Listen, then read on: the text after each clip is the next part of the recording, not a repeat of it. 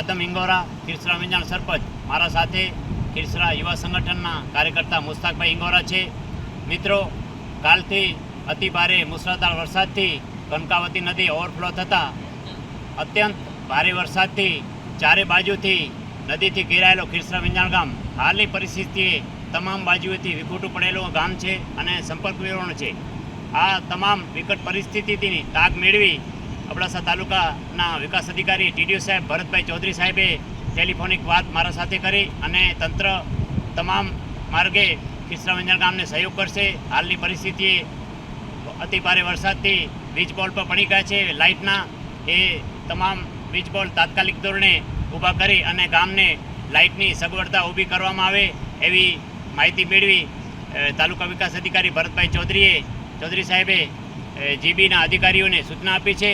માટે હું આ વિડીયોના માધ્યમથી તમામ ગામવાસીઓને જાણ કરું છું કે હાલની પરિસ્થિતિએ નદી અત્યંત ભારે પાણી નદીમાં વહે છે.